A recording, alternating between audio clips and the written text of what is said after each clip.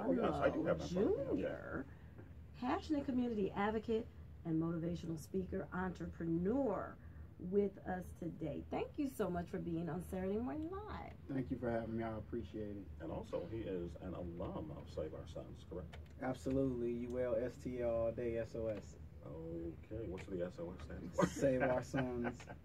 Oh, okay. I had something silly I was going to say. We got Save Our Sons.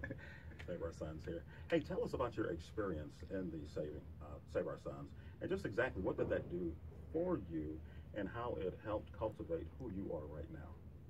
Well, I have to give honor to God first and foremost, and opening doors for me being here today, maximizing the opportunity to come and speak to you all today. I'm grateful for the Save Our Sons program and the Urban League at whole. It was a blessing to me to go through the program, change my view on life. While going through the program, I realized how many men needed help. And there were some skill sets that I had, just being a person of integrity, to let me see that I could help them. Although I was going through something myself, I had a broader perspective to look and see other individuals who were not as blessed as myself and could use different opportunities and just a friend and people to help them. So while going through the program, I realized that I could be service to my community just in my day-to-day walk. I didn't have to have a big platform to do it. Now, you are also the founder of Free Your Mind, a nonprofit agency. Tell us a little bit about that too. I started Free Your Mind right after high school. Actually, I was in sports in high school, and a principal came to me and wanted me to mentor young men, since I had been through trouble as a freshman and a sophomore and got myself together. So I had already been mentoring young men, and it was something that I started. I didn't know about the 501c3s, articles of incorporation, and bylaws and things of that nature, but I did learn, and so I went around to different juvenile homes, Missouri Veterans Homes, Hazelwood School District, Riverview, you name it, wherever I could go and be a positive voice and help individuals.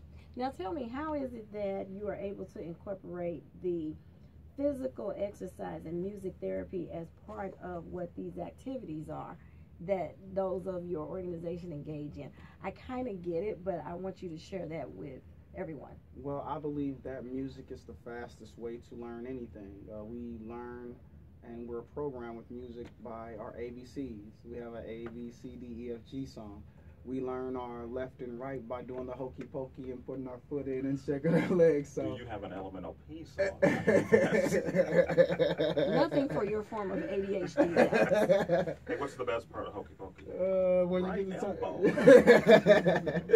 Yeah. So definitely, but that's how we learn things. I always tell people, I said, if you told someone to get out and shake it, they're not going to do that. But if they say it in the song, they'll do the stanky leg. They'll do whatever is in the song. So we really learn and communicate faster through music. And so I like to incorporate physical exercise and music as a way to learn. So if they had a math class or they were a science class, they're talking about cells and the Golgi bodies and protons and neutrons, I would then make a hip-hop form song about that so they could learn that, which is a little bit funner and quicker way to learn about something complex. So what is the age of your participants? I have worked with people all the way from Head Start program, YMCA, to Missouri Veterans Home. And you'd be surprised how older residents really like you coming in. They see somebody young and they get to move around, and whether they can walk or not, they just like to have somebody come and see about them and exercise and do music for them. So that always seems to make them happy. The interaction and the fellowship, right? Absolutely. The great Dick Gregory made a statement: if you want to communicate any message to our youth today, put it to music.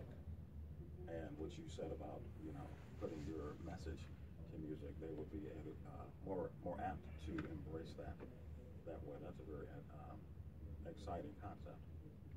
Nothing's new under the sun. I'm just can't reinvent the wheel, but definitely I agree with you. That is definitely the most easiest way to get children to learn. And you'd be surprised what you pick up in songs and music and video, and everything has music, commercials, TV shows. You know how a theme song comes on before a TV show. That might be your favorite part of it, and so the jingles and everything. So music is a part of our lives, whether we look at it like that or not.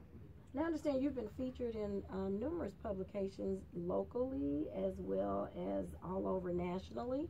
Tell me about this publication right here. Oh, when I walked Hold in, this up so we can see it. Yes. When I walked in, I saw a copy of this Ladue News. I was featured in this. Me and my son, actually. That's Little Will the Third. Oh, wow. And he's handsome. So he was featured in this publication with me, and actually Mr. Dennis, the guest you had previously, was on there. He was on here as well. We were just representing the Save Our Sons, and we'd like to actually take the brand as far as how just having a job and a base affects your community and how you're able to take care of your children. So it's just a godsend how the two previous guests were on here. We're talking about these same things, and then a byproduct of the program and someone who was doing it is actually on here. So I believe that's God's favor. But as you can see, my son was here, and they wanted to promote a father taking care of his son, going to work. There's not a problem with having a dream, but you have to have a base.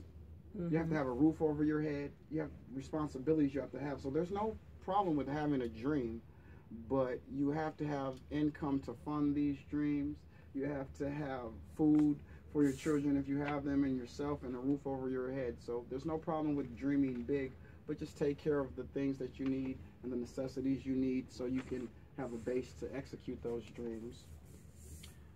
If someone would like to get in contact with you, how do they do that? Is there a number in addition to the 314-665-0116? 314-665-0106. You can contact me by email at willdonlow, that's WILLDONLOW, the number 8 at gmail.com. In his radio voice, Ray J. You see. What are you doing, auditioning? I didn't pass the bar, but I know a little bit. Well, congratulations on everything that you're doing. Being put into this publication is phenomenal. We might have to get an autograph. Yeah, one autograph. All right, we've been listening to Mr. Will Donlow. He's with Free Your Mind, and he is also an alum of the Save Our Sons program that's been in place by the Ferguson Empowerment Community Center here in St. Louis, Missouri. If you'd like to reach out and get in contact with him, give him a call at 314-665-0106. That number again is 314-665-0106, or you may email him at willdonlow, the number 8, at gmail.com. That's WILLDONLOW, the number 8, at gmail.com. And on the social medias, the handles are, I guess that's not what I'm looking for, but he talks about music. Social media, Facebook is Wiz Don, WIZDON. I like to also thank. Is that on Facebook or? That's Instagram? on Facebook. Okay. Instagram is Will Donlow. Okay. Just my name, and at Instagram. And also, I like to thank my ministry, Believers Temple, Bishop Scott. I like to give my godfather a shout out. Thank you so very much for being instrumental to me, and I'll see you Sunday. All right. There you go. That is fantastic. Hey, it's time for another break here on Saturday Morning Live. I'm Mr. Dallas Jameson. She is Lady Ray J. Johnson. That's DJ Rose, and Keisha J is out there, and you're listening to us on the Heart and Soul of St. Louis Mix. Mix 995.